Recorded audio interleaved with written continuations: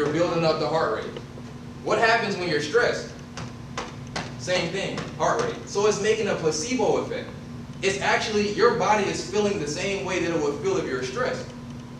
But he adds in the breathing aspect. So now you're breathing on a cadence as you walk. He starts off by saying, if you're beginning doing this, 5 steps is fine. So 5 steps, and you're inhaling on the steps. And then as you continue to walk, you exhale, 5 steps. Inhale, exhale, 5 steps. This is the same meditation I used when I was walking out of my job. I'm walking 5 steps. I'm inhaling. Because while I'm walking, it's certain things is good stress. You got bad stress, you got good stress. When I was leaving, it wasn't bad stress. I was extremely exuberant. Extremely. But again, back to the book. So he teaches you this walking meditation. And again, it's for the heart rate. And I think that's key when you're breathing. And a lot of things that we don't know about our body. And one thing I do want to tell you today is that when we breathe naturally, when you just, or you're not conscious of your breathing, you're only filling up 15% of the capacity of your lungs.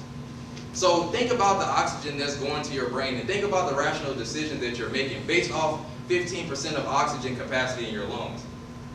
Now when you meditate and you're doing deep breathing, now what you're doing, that's not 15% anymore. Now you're filling up 85, 90, 100. Now you're getting that load of oxygen to your brain. And with that, I just wanted to say this. When we're breathing, make sure you get a deep breath. Again, because you don't want that 15%. That 15, that's not doing nothing. When people walk, and when you're doing your walking meditation, make it a brisk walk. Don't just, this is not walking, this is just stepping. This is not going to raise the heart rate. So, I'm sorry. But with that, I want to go into my next point. So, with the next technique, that was the first one, the walking meditation. The second one is a pressure point. The pressure point is really important to me as well, because when you're holding a pressure point and you're meditating, you have something to focus on. If you're doing a visual meditation, you do have something to focus on in your mind, but if you need something physical, you have a pressure point. And the pressure point that I like to use is the web between my pointer finger and my thumb. It's the web right there. And so what I like to do is clasp my hand like this, and I press my thumb right there on the pressure point. And as I inhale, I visualize the oxygen that's coming into my lungs going through that pressure point. So when I close my eyes, it's just going through the pressure point into my lungs. And when I breathe out, it's going back out through that pressure point. That's how I maintain focus when I'm meditating. And so it definitely works in conjunction with the walking meditation as well. Because if you're doing this, if you ever see someone doing this, no, I taught them.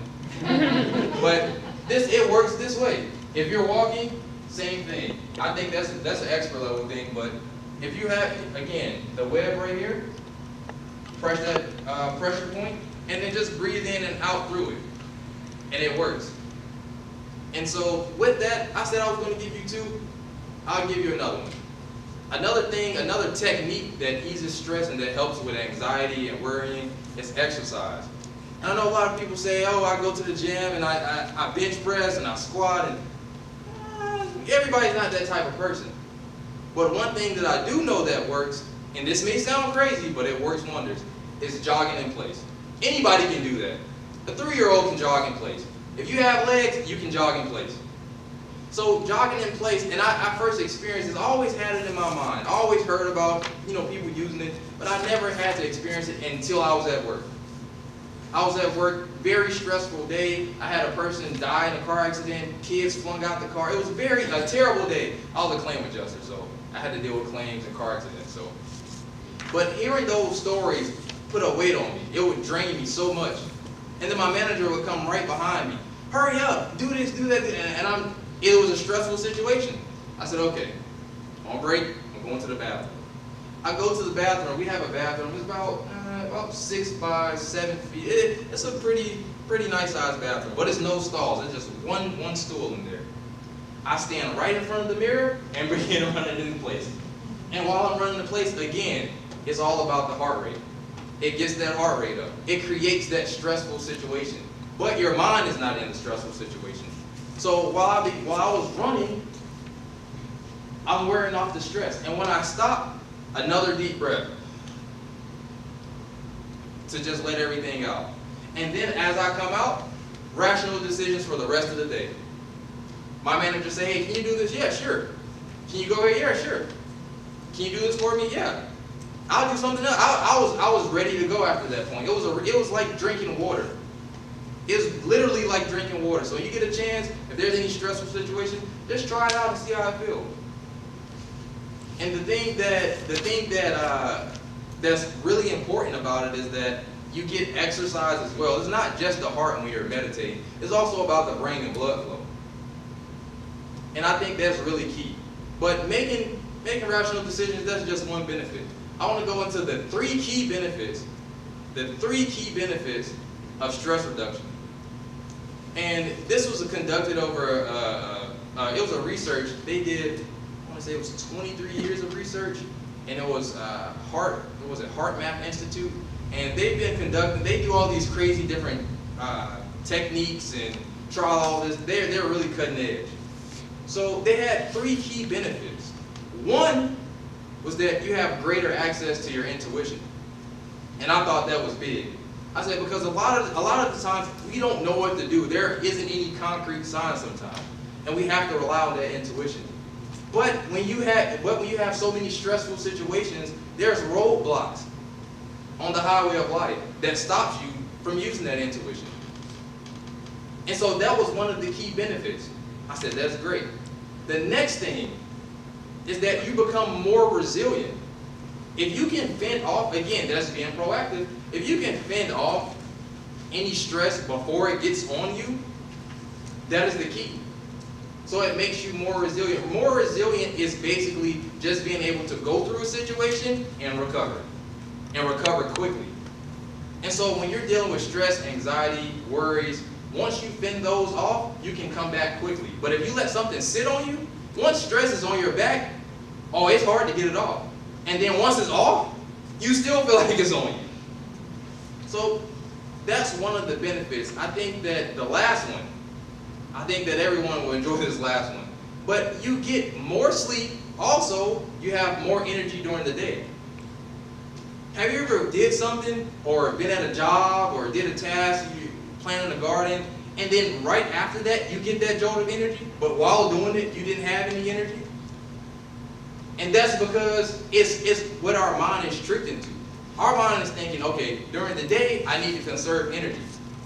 And then at night that energy kicks in, and what happens? You can't sleep.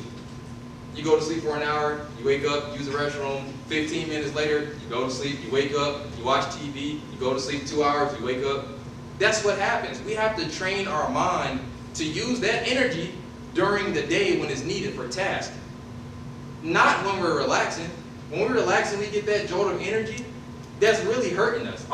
That's our body telling us that our rhythm is out of balance. That's what that is. So again, that is the most important thing, is just getting rest and actually using that energy during the day when it's supposed to be used. Okay, and let's recap. So the first most important thing that I think that I can ever say to anyone is that stress is what? Stress is what? It is optional. It is optional. It is a choice. The second thing, be observant. Be ready for stress to come. Stress is a part of life.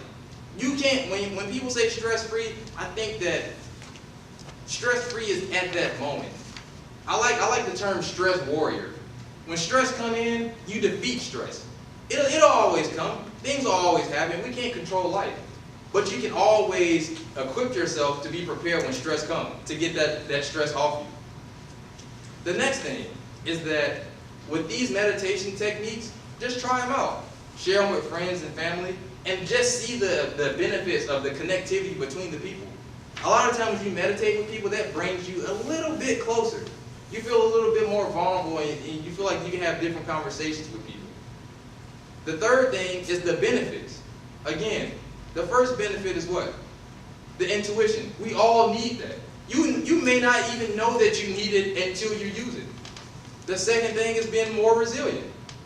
We all can use that. We all need that dexterity and toughness to make it through our day.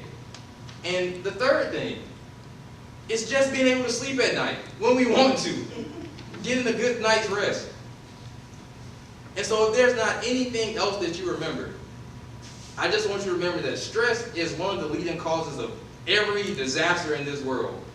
When we have kids shooting up schools, stress.